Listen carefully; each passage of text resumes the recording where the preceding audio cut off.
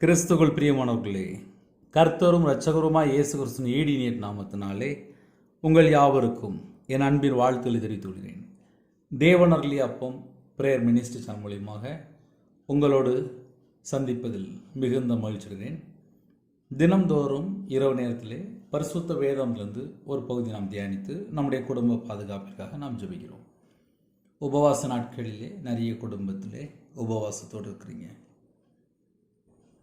ஏசாயா 58 அதிகாரம் 3 முதல் 11 ஆகிய வசனங்கள், 3வது வசனம் மட்டும் தியானிக்க போகிறேன்.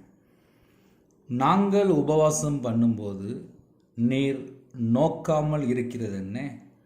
நாங்கள் எங்கள் ஆத்துமாக்களை ஒடுக்கும்போது நீர் அதை அறியாமல் இருக்கிறது என்ன என்கிறார்கள்.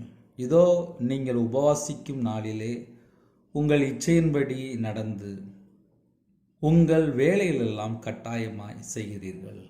ஹல்லேலூயா. கிறிஸ்துவுக்குள் பிரியமானவர்களே, இன்னைக்கு உள்ள செய்தி சில குடும்பத்திலே ஆழமாக பிரயோஜனமாக இருக்கும்.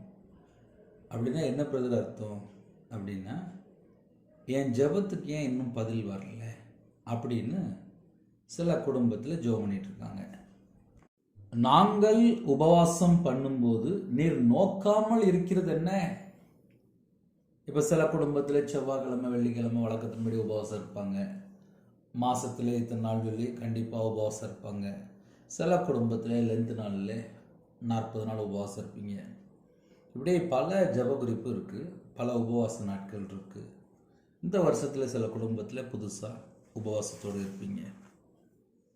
நாங்கள் உபவாசம் பண்ணும்போது நீர் நோக்காமல் இருக்கிறது என்ன? நாங்கள் எங்கள் ஆத்துமாக்களை ஒடுக்கும்போது நீர் அதை அறியாமல் இருக்கிறது என்ன என்கிறார்கள். ஒரு 2 பாயிண்ட். உபவாசம் பண்ணும்போது நீர் நோக்காமல் இருக்கிறது என்ன? எங்கள் ஆத்துமாக்களை ஒடுக்கும்போது நீர் அதை அறியாமல் இருக்கிறது என்ன என்கிறார்கள். இதோ நீங்கள் உபவாசிக்கும் நாளிலே உங்கள் இச்சையின்படி நடந்து உங்கள் வேலைகளெல்லாம் கட்டாயமாய் செய்கிறீர்கள். அப்போ கர்த்தருடைய பிள்ளைகள் ஆவிக்கு ஒரு வாழ்க்கையிலே எப்படி நம்ம யோசித்து பார்க்கணும் அப்படின்னா, உபவாசத்தில் யாரெல்லாம் இருக்கிறீங்களோ இச்சையின்படி நடந்து ஒரு பாயிண்ட், வேலைகளெல்லாம் கட்டாயமாக செய்கிறீர்கள். இந்த 2 பாயிண்ட் மட்டும் நம்முடைய வாழ்க்கையில் இருக்கா? அதை மட்டும் நம்ம கொஞ்சம் யோசித்து பார்க்கணும். அதுக்கப்புறம் 11வது வசனம் வரையும் இருக்குது. ஆசீர்வாதம்லாம் நிறைய எழுதி வச்சுருக்கு. நம்ம வாழ்க்கையில் ஆசீர்வாதத்தை பெற்றுக்கொள்ளணும். ஆனால் அதுக்கு முன்பாக நம்ம இருதயத்துக்குள்ளே 2 பாயிண்ட் மட்டும் நம்ம ஒரு கேள்வி மாதிரி எழுப்பி பார்த்தால் நலமாக இருக்கும். இச்சையின்படி நடந்து அது இருக்கா? வேலைகளெல்லாம் கட்டாயமாக செய்கிறோமா? 2 பாயிண்ட் தான். இந்த 2 பாயிண்டில் தான் மொத்தம் நிறைய செய்தி இதுக்குள்ளே இருக்குது.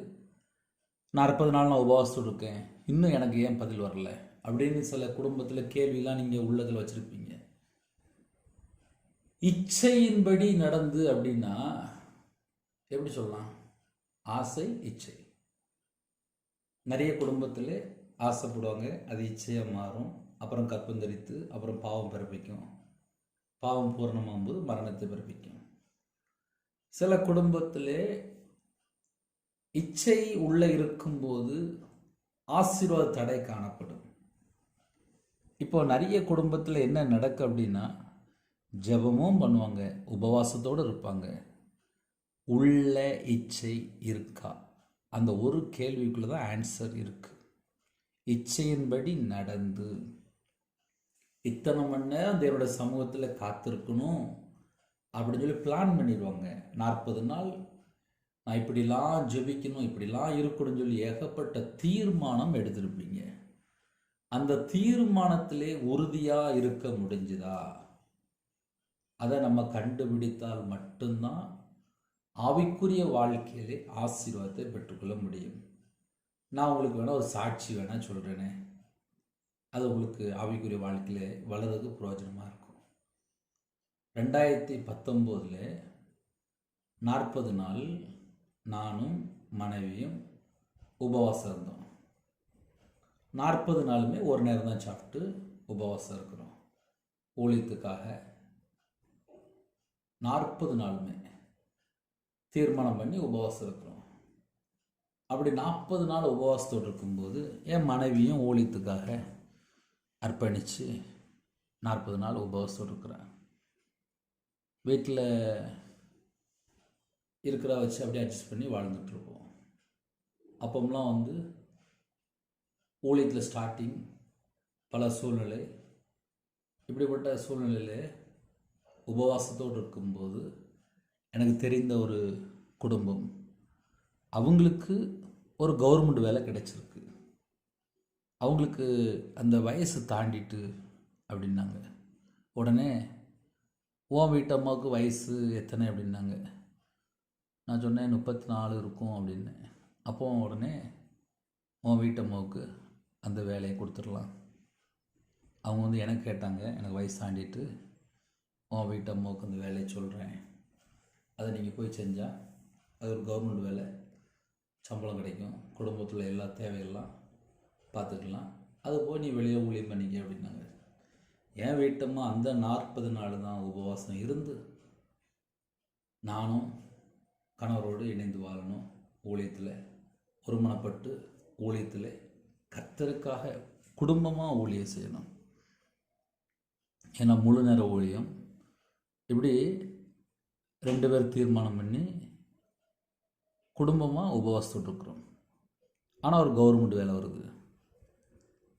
அதுக்கப்புறம் என்ன நடந்துச்சு அப்படின்னா, நாங்கள் எடுத்த முடிவு மாற்றலை. அந்த அக்காட்ட சொல்லியாச்சு, ஊழியத்துக்காக அர்ப்பணிக்கப்பட்டிருக்கா, முழு நேரம் ஊழியத்துக்காக, அதனால் அது உங்களுக்கு வேலைக்கா, அது எங்களுக்கு வேண்டாம் அப்படின்னு முடிச்சாச்சு.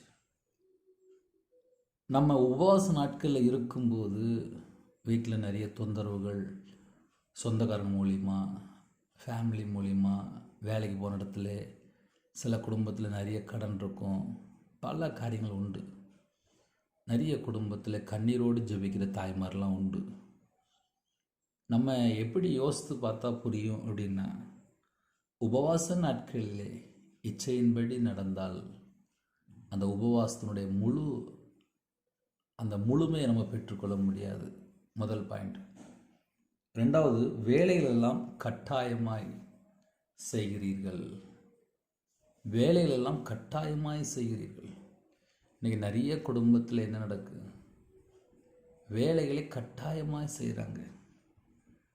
அப்படி ஒருவேளை நம்மளோட வாழ்க்கையில் ஏதோ இருக்கா, அதை நம்ம தான் கொஞ்சம் யோசித்து பார்க்கணும். ஏன்னா கர்த்தருடைய பிள்ளைகள் தான் இணைந்திருக்கிறீங்க.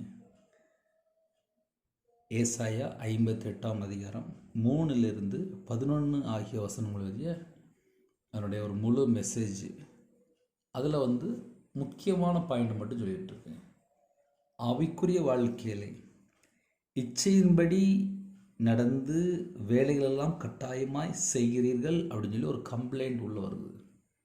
அதை நம்ம ஆவிக்குரிய வாழ்க்கையில் எப்படி யோசித்து பார்க்கலாம் அப்படின்னா, உபவாச நாட்களிலே ஏதாவது நம்ம கட்டாயமாக வேலை செய்கிறோமா? தேவனுக்கு கொடுக்க வேண்டிய நேரத்தில் நம்ம வேறு ஏதாவது வேலை செஞ்சோமா? தேவனோட சமூகத்தில் காத்திருக்குன்னு சொல்லி சில பொருத்தனை பண்ணியிருப்பாங்க. நான் ஒரு நாளைக்கு இத்தனை மணி நேரம் உட்காந்துருக்கணும், இவ்வளோ நேரம் நான் தேவனோட சமூகத்தில் உட்காந்துருக்கணும் அப்படின்னு சொல்லி தீர்மானம் எடுத்து அவங்க வாழ்ந்துட்டுருப்பாங்க. அது அவங்களுக்கும் தேவனுக்கும் உள்ள காரியம். ஒரு வீட்டில் 5 பேர் இருக்கிறாங்கன்னா யாரோ ஒருத்தவங்க மட்டும் 40 நாளும் உபவாசம் இருந்து ஒரு நேரம் சாப்பிட்டு இல்லை 2 நேரம் சாப்பிட்டு மிச்ச நேரத்தில் தேவனோட சமூகத்தில் உட்காந்துருப்பாங்க. உபவாச நாட்கள் முடியும் போது நம்ம என்ன யோசித்து பார்க்கணும் அப்படின்னா, இச்சையின்படி ஏதாவது நடந்தோமா, 2வது வேலைகளை கட்டாயமாக செய்தோமா, இந்த 2 மட்டும் நம்ம யோசித்து பார்த்து ஒருவேளை ஏதாவது மிஸ்டேக் இருந்துச்சு அப்படின்னா, ஆமாப்பா நான் இன்னும் முழுசாக என்னை அர்ப்பணித்தேன், ஆனால் உபவாச நாட்களில் இந்த காரியம் உள்ளே வந்துட்டு என்னை மன்னிச்சிருங்கப்பா அப்படின்னு சொல்லி தாழ்த்தி ஜெபிக்கும் போது ஆசீர்வாதம் அதிகமாக இருக்குது. அந்த ஆசீர்வாதத்தை பெற்றுக்கொள்ளணும் அப்படின்னா நீங்கள் கண்டிப்பாக கையில் பைபிள் எடுக்கணும். ஏசாயா 58:3 வசனத்தை தியானிச்சிருக்கோம். 4-11 ஆகிய வசனங்கள் எழுதிய அதனுடைய ஆன்சர் இருக்குது. இது ஏன் சிம்பிளாக சொல்லி முடிக்கிறேன் அப்படின்னா, இரவு நேரத்தில் நிறைய குடும்பத்தில் நிறைய காரியங்களுக்காக நம்ம ஜெபிக்கிறோம். ஆனால் ஏன் பதில் வரல? யோசித்து பாருங்க. ஆத்மாவை ஒடுக்குறோம், உபவாசம் பண்ணுறோம். நீர் நோக்காமல் இருக்கிறது என்ன? எங்கள் ஆத்துமாக்களை ஒடுக்கும்போது நீர் அதை அறியாமல் இருக்கிறது என்ன? இன்றைக்கி நிறைய குடும்பத்தில் தேவனை பார்த்து கேள்வி கேட்பாங்க. யாரும் அப்படி கேள்வி கேட்கக்கூடாது. அவருக்கு முன்பாக நம்ம எல்லாரும் களிமண். அவ்வளோதான், முடிஞ்சிட்டு. உயிர் பிச்சை போட்டிருக்காரு, கிருபை தந்திருக்கார், பாதுகாக்கிறார், அவருடைய பிள்ளையாக மாற்றிருக்கார், அபிஷேகம் பண்ணியிருக்காரு, வாழ்நாள் முழுதும் நம்ம கூட இருக்கிறார். அவருக்கு கொடுக்க வேண்டிய கனம், மகிமை, துதி நம்ம கொடுத்துட்டு அவருடைய பிள்ளையாக வாழ்ந்தால் போதும். அதனால் இரவு நேரத்தில் பிரதர் எனக்கு சமாதானமே இல்லை, தேவனுடைய சமூகத்தில் தாழ்த்துங்க. அப்பா, என் சூழ்நிலை இதுதான்ப்பா, இன்றைக்கி கூட நீங்கள் என்கிட்ட பேசியிருக்கீங்கப்பா. இச்சையின்படி நடந்து வேலைகளிலெல்லாம் கட்டாயமாக செய்கிறீர்கள். ஆமாப்பா, உங்களுக்கு கொடுக்க வேண்டிய நேரத்தை நான் கொடுக்கலப்பா. அப்படி நம்ம தாழ்த்தி ஜெபித்தாலே போதும். அதனால் இரவு நேரத்தில் தண்ணி ஜெபம் பண்ணுங்க, முடிஞ்சால் கையில் பைபிள் எடுத்து வாசிங்க. ஜெபிக்கணும்னு சொல்லி விரும்பினால் 9363064181 நம்பருக்கு தொடர்பு கொண்டால் உங்களுக்காக ஜெபிப்போம். கண்களை மூடி நாம் ஜெபம் செய்வோம். பரமபிதாவே, உண்மை நன்றியோடு துதிக்கிறோம், ஸ்தோத்திரம்ப்பா. உங்கள் கரத்தில் அர்ப்பணிக்கிறோம்ப்பா. இச்சையின்படி நடந்து கட்டாயமாய் வேலைகளை செய்கிறீர்கள் என்று நாங்கள் தியானித்தோம். எங்கள் வாழ்க்கையில் கர்த்தரை விட்டு நாங்கள் எங்கேயாவது தள்ளி போயிருந்தால் மன்னிச்சிருங்க. நாங்கள் உபவாசம் பண்ணும்போது நீர் நோக்காமல் இருக்கிறது என்ன? நாங்கள் எங்கள் ஆத்துமாக்களை ஒடுக்கும்போது நீர் அதை அறியாமல் இருக்கிறது என்ன? எங்கள் இதயத்துக்குள்ளே ஏதாவது கேள்விகள், ஏதாவது இச்சையான காரியங்கள், ஏதாவது கட்டாயமாக வேலை செஞ்சிருந்தால் அந்த பாவத்தை மன்னிச்சிருங்கப்பா, மன்னிச்சிருங்க. ஒவ்வொரு குடும்பத்தையும் உம்முடைய கரத்தில் அர்ப்பணிக்கிறோம். அர்ப்பணித்து தாழ்த்தி ஜெபிக்கிற குடும்பங்கள் உண்டு. உங்கள் பிள்ளைகளுடைய இதயத்துக்குள்ளே என்னென்ன பாரம் இருக்கோ அந்த பாரத்தை கர்த்தர் நீக்கணும், வேதனையை நீக்கணும், துக்கத்தை நீக்கணும். நிறைய குடும்பத்தில் யார்கிட்ட போய் சொல்ல தெரியல, இருதயம் ஃபுல்லாக பாரமாக இருக்கு. வேதனையை நீக்கி போட்டுருங்க. கர்த்தருடைய நாமம் மகிமைப்படுவதாக. சிறு பிள்ளைகள் முதல் கொண்டு முதியோர் வரை எல்லாரையும் கர்த்தர் ஆசீர்வதிங்க. கர்த்தர் கரந்தொட்டு ஆசீர்வதிங்க. அவங்களுடைய அப்பத்தின் தண்ணீரை ஆசீர்வதிங்க. யாரெல்லாம் எந்த நாட்டுக்குள்ளே இணைந்திருக்காங்களோ எல்லா குடும்பமும் ஆசீர்வதிக்கப்படட்டும். எத்தனையோ தேசத்துக்குள்ளே இணைந்திருக்காங்க. இதயத்துக்குள்ள நிறைய கேள்விகள், யார்கிட்ட போய் கேட்க, ஏன் என்னுடைய வாழ்க்கையில் இன்னும் ஆசீர்வாதம் கிடைக்கல, பல கேள்விகளோடு இருக்கிறாங்கப்பா. இருதயம் துக்கத்தோடு இருக்குது. பல காரியங்கள் யார்கிட்ட போய் சொல்லுன்னு தெரில. கர்த்தர் மனம் இருங்குங்க, கர்த்தர் மனம் இருங்க, கர்த்தர் மனம் இருங்க. கர்த்தருடைய கரத்தில் ஒவ்வொரு குடும்பத்தையும் அர்ப்பணிக்கிறோம், ஒவ்வொரு குடும்பத்தையும் அர்ப்பணிக்கிறோம்.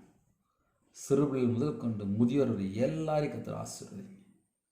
எல்லாரையும் கர்த்தர் ஆசீர்வதிங்க. உங்களுடைய அப்பத்தை தண்ணீரை ஆசீர்வதிச்சுங்க. உங்கள் பிள்ளையோட இதயத்துக்குள்ளே என்னெல்லாம் துக்கம் இருக்கோ, வேதனை இருக்கோ, பாடுகள் இருக்கோ, எல்லாவற்றையும் கர்த்தர் மாற்றித்தாங்க. எல்லாவற்றையும் கர்த்தர் மாற்றித்தாங்க. கர்த்தர் மாற்றித்தாங்க. கர்த்தர் மாற்றித்தாங்க.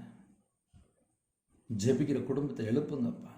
பிள்ளைகளோட வாழ்க்கையில் ஆசீர்வதிக்கப்படணும். தடைகளை நீக்கி போட்டுருங்க. உங்கள் பிள்ளையோட வாழ்க்கையில் ஆசீர்வாதம் தங்கியிருக்கணும்ப்பா. குடும்பங்கள் ஆசீர்வதிக்கப்படணும். எக்ஸாம் எழுதுகிற பிள்ளைகளை கர்த்தர் ஆசீர்வதிங்க. பலனிகளை திறந்து ஆசீர்வதிங்க. பண்டகசாலை திறந்து ஆசீர்வதிங்க. கர்த்தருடைய கரம் பிள்ளைகளோட கூட இருக்கட்டும். கர்த்தருடைய நாம மகிமைப்படட்டும். எத்தனையோ தேசத்துக்குள்ள இணைந்திருக்காங்க. அவங்க இதயத்துக்குள்ள என்னெல்லாம் வேதனை இருக்கும் அந்த எல்லா வேதனைகள்லாம் நீக்கிடுங்க. துக்கத்தை எல்லாம் மாற்றிடுங்க. ஹாஸ்பிட்டலில் அவசர சிகிச்சை எல்லாவற்றையும் கர்த்தர் மாற்றி ஆசிரிங்க. பிள்ளைகள் வயசு அதிகமாகிட்டு போகுது. எல்லா தடையிலும் நீக்கி ரட்சிக்கப்பட்ட குடும்பமாக தாங்க. இரவு நேரத்தில் படுத்து தூங்க போகிறாங்கப்பா. உங்கள் வார்த்தைக்கு நான் கீழ்ப்படியணும். கர்த்தர் உதவி செய்யுங்க. கர்த்தர் உதவி செய்யுங்க. தனி ஜெபம் கிருபைத்தாங்க. குடும்பமாக ஜெபிக்கிறத கிருபைத்தாங்க. எந்தெந்த குடும்பத்துக்குள்ளே இதயத்தில் பாரத்தோடு இருக்கிறாங்களோ அந்த பாரத்தை நீக்கி போடுங்க. சில குடும்பத்தில் யார்கிட்ட போய் சொல்லன்னு தெரிலப்பா, இருதயம் ஃபுல்லாக வேதனையோடு ஜெபிக்கிறாங்க உங்கள் பிள்ளை. அவங்க இதயத்துக்குள்ள எல்லாம் பாரம் இருக்கோ அந்த பாரத்தை எல்லாம் நீக்கி போட்டுருங்கப்பா, நீக்கி போட்டுருங்க, நீக்கி போட்டுருங்க. என் தேவன் ஒவ்வொரு குடும்பத்தையும் சந்திக்கணும்ப்பா, ஒவ்வொரு குடும்பத்தையும் சந்திக்கணும்ப்பா. கர்த்தருடைய நாமம் மகிமைப்படுதாக. ஒவ்வொரு குடும்பத்தையும் கர்த்தர் ஆசீர்வதிங்க. பலடியில் திறந்து ஆசீர்வதிங்க, பண்டகசாலை திறந்து ஆசீர்வதிங்க. எல்லா குடும்பமும் இயேசு கிறிஸ்து ரத்தத்தினால, இயேசு கிறிஸ்து நாமத்தினால் ஆசீர்வதிக்கப்படட்டும்.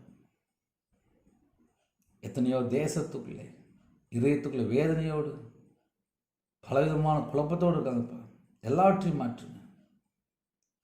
கூப்பிடு, அப்பொழுது நீ அறியாதும் உனக்கு எட்டாவதுமான பெரிய காரியங்களை உனக்கு அறிவிப்பேன்னு சொன்னீங்க ராஜா.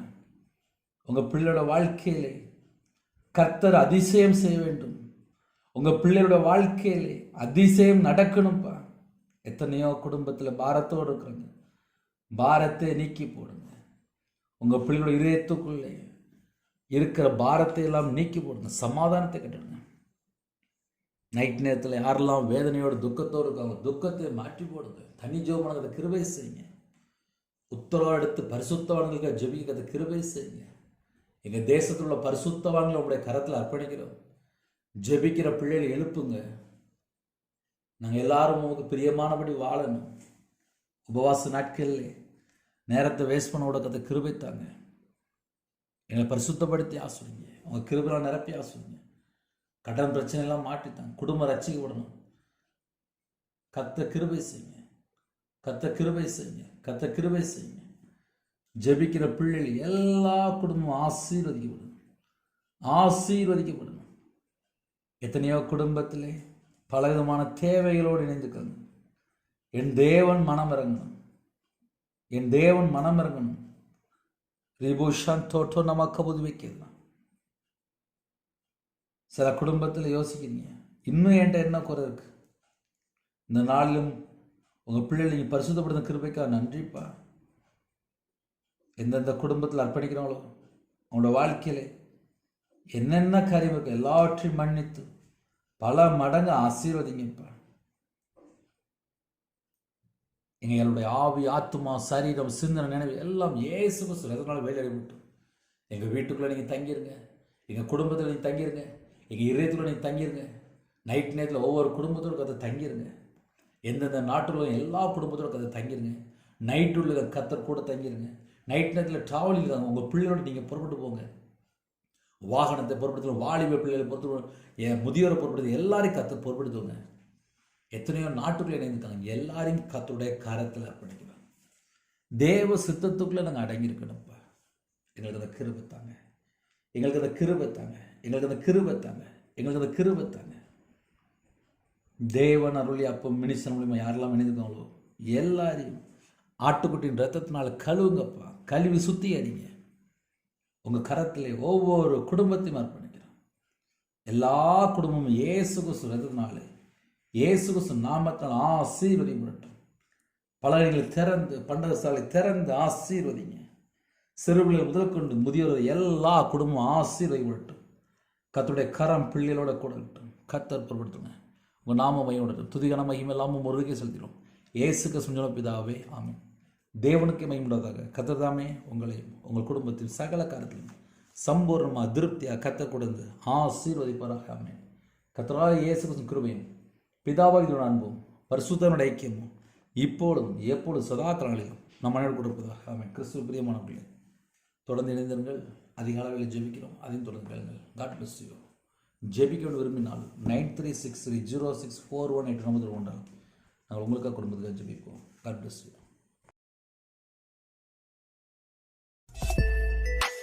Thanks for watching. Please subscribe our channel. Click the like and share. Click the bell. God bless you.